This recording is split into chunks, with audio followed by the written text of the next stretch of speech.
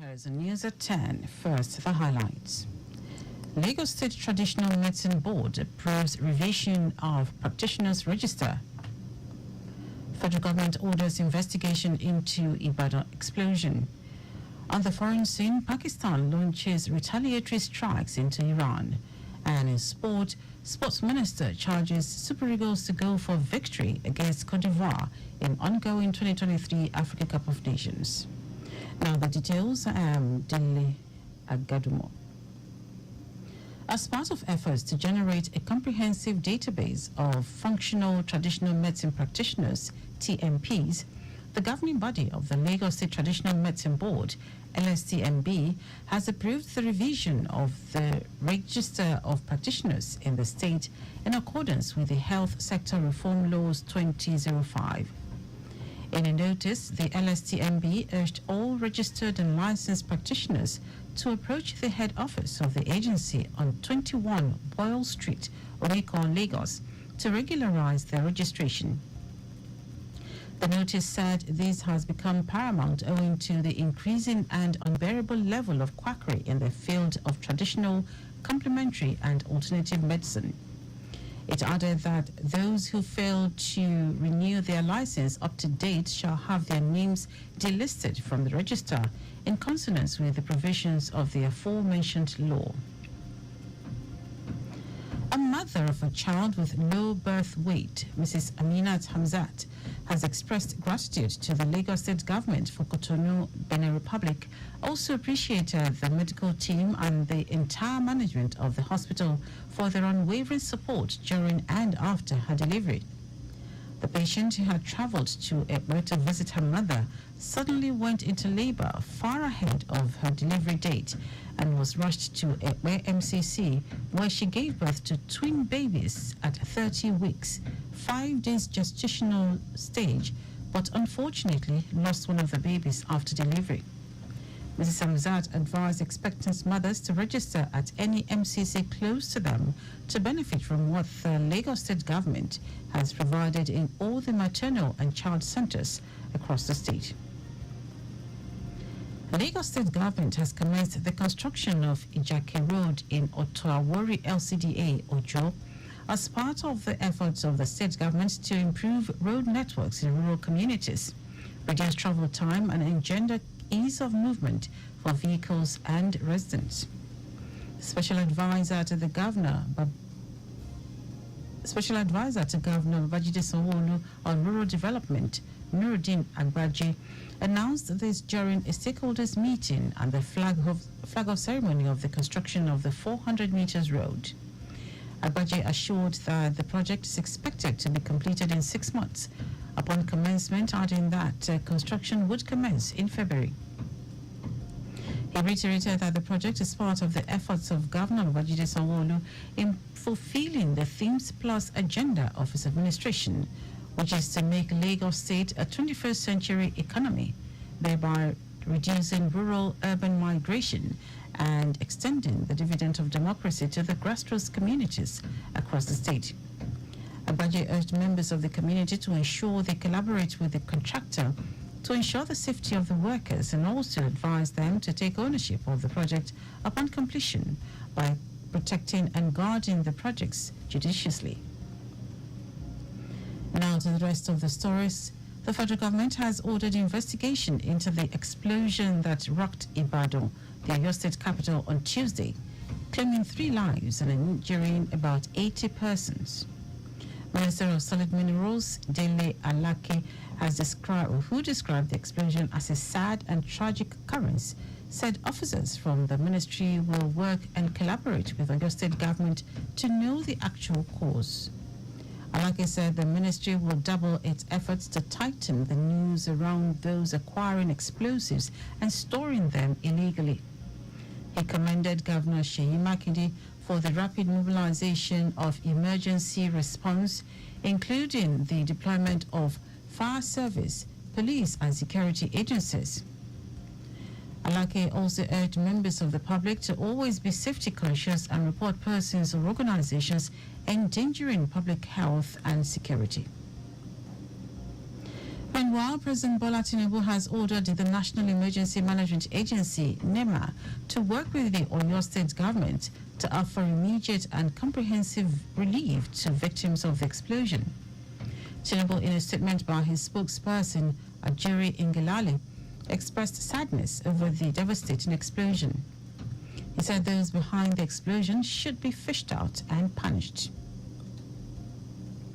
Motorists and residents around the Okwebi-Mende-Ojota Link Bridge project currently being undertaken by the Lagos State government have expressed their joy that the project, when completed, will ease commuting and enhance interconnectivity within the axis. The bridge, which is 4.52 kilometers long, will with provisions for cycling and ample pedestrian walkway, is expected to open into Ojota axis, diverting traffic from Okwebi U-turn and connecting to Ikorodu Road via an intersection that will be constructed under the Odoyalaro Bridge at Mindi. Governor Babajide Sanwo-Olu during an inspection tour of the project last December alongside some cabinet members, Chairman House Committee on Works and other key stakeholders assured residents that the link bridge will be completed by the second quarter of this year. The governor noted that the project, conceived over 2 years ago, which is at 65% completion stage, will in no small measure resolve many and major traffic issues and provide alternative routes for motorists plying Toyin, Allen, Okwebi to access Ojota and those from Maryland to connect Ikeja and its environs, while also decongesting traffic on Kudirat Abiola Way and Mobolaji Bank Anthony. Well, these link roads and bridges, as you can see, it's been a very tough terrain. Apart from the main bridge that you'll see, there are also additional bridges both on my right, and even all of the slip roads are like they're compiled, meaning that they are bridges, in their own right. The soil texture are really, really bad. In fact, the project manager says they have to do excavation of over 20 meters in some places just so that they can preserve, the land and they can work seamlessly. So part of the things that we see as a small problem is how to now link this place with Ojota. They've done a bridge to our right there, but the road connection has to also go under this old bridge at some point. And so there are a few issues there that they need to remove, and also all of the connection around underneath this bridge. Some residents and business owners who spoke with our reporter, Adewale Oluboroku, within the axis, commended the state government for embarking on what they tagged a life-saving project that will ameliorate the sufferings of residents by enhancing free flow of traffic. The residents urged the government to provide adequate security, proper road furniture that will ensure the safety of both road users and residents, among others. What will happen, this area will be nice area, everywhere to be good and everywhere to be busy. So we can't see more traffic from here to Maryland, you understand. You will be no more busy. All those traffic, you understand, everywhere will be going all right. Parking is just the issue that when they open the bridge, it will be very busy. I know it's going to be very busy, but a situation where there's maybe parking markers that people can park. To make it easy for people to at least go to and fro, to make it easy for them to go to work and passing the other way route. So those that are going, that have their business around here, so they can find it easy to just take a quick route to it. So, and again, to less the hold up. But for some other persons, it will make it easy for them to go to other routes. It will save time and cost of transportation, because one major thing that's affecting Lagosians is traffic. Upon completion, the Okwebi-Mende Link Bridge, with a structural length of 640 meters, will feature iconic infrastructure such as walkways for pedestrians, bicycle lanes, and parking spaces to accommodate any broken down vehicle temporarily. Now to foreign news. Pakistan has launched retaliatory missile strikes into Iran, reportedly killing 7 people after Iran carried out strikes in Pakistan late on Tuesday. Pakistan said it had acted in light of credible intelligence of impending large-scale terrorist activities, and said a number of terrorists were killed in Iran's Sistan Balochistan province. The reciprocal airstrikes come as tensions in the Middle East are high, with several overlapping crises. Israel is fighting the Palestinian group Hamas in Gaza and exchanging fire with Iran-backed Hezbollah in Lebanon. Iran-backed groups in Iraq and Syria are targeting U.S. forces, and the U.S. and U.K. have struck the Iran-backed Houthis in Yemen, who have been attacking shipping. Pakistan and Iran have long accused each other of harboring militant groups that carry out attacks from regions along their shared border. And now sports, the Minister of Sports Development, John Eno, has issued a rallying call to the Super Eagles of Nigeria as the team tackles Cote d'Ivoire in the crucial second group game at the African Cup of Nations. The minister charged the team to make amends for Sunday's 1-1 draw with Equatorial Guinea by securing a victory against their host. Eno referenced the 2013 victory en route Nigeria's match to winning the AFCON in South Africa, saying Nigeria defeated the Ivorians when no one gave them a chance against a star-studded Ivorian team.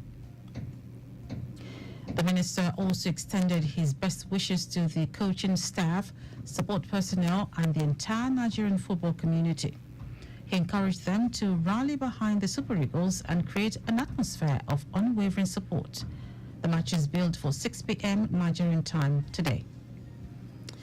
Fewer than 20 AFCON live viewing centers have been created by the Lagos State government as part of its efforts to utilize sports as a vehicle to promote a deep sense of unity and community among residents of the state. The Lagos State Sports Commission, LSSC, in a statement says the initiative tagged Lagos is a Goal was designed to provide a conducive platform for the residents to enjoy live matches of the 34th African Cup of Nations ongoing in Cote d'Ivoire, which began on Saturday, 13th January 2024. It adds that the state government erected gigantic TV-sized screens at the 20 designated viewing centers located in Surulere, Lagos Island, Yaba, Ekpe, Owonishoki, Badagry, Ketu, Ajegunle, Alimosho, Agbadoke, Odo, Ojo, Festac, Ijegun, Agege, Mushi, Ikorodu, Ojokoro, Abeson, Igbobisabe, and Lekki. And that ends our news at 10. Just before we go, speed thrills but kills. Avoid excessive speeding. You can follow us and like all our various social media platforms: X, formerly Twitter, Lagos Traffic 961, Instagram, Lagos Traffic Radio 961. Watch us live on Facebook, Lagos Traffic Radio 96.1 FM. On YouTube, subscribe and watch all our previous programs and news on our channel, Traffic Radio 961. Did you know that the Sanwo-Olu administration began Community Terrorism Initiative? You can get more details on the Lagos State Government website. To end the news are the highlights of the major stories. As part of efforts to generate a comprehensive database of functional traditional medicine practitioners, TMPs, the governing body of the Lagos State Traditional Medicine Board, LSTMB, has approved the revision of the Register of Practitioners in the state in accordance with the Health Sector Reform Laws of 2005. The federal government has ordered investigations into the explosion that rocked Ibadan, the Oyo State capital, on Tuesday, claiming 3 lives and injuring about 80 persons. We also told you that Pakistan has launched retaliatory missile strikes into Iran, reportedly killing 7 people after Iran carried out strikes in Pakistan late on Tuesday. And in sport, the Minister of Sports Development, John Eno, has issued a rallying call to the Super Eagles of Nigeria as the team tackles Cote d'Ivoire in the crucial second group game at the African Cup of Nations. For contact with the newsroom, send a message to Lagos Traffic Radio at lagosset.gov.ng. That ends the news broadcast compiled by Abiola Fabolagun. I am Dele Agadumo. Good morning. Thank you for listening.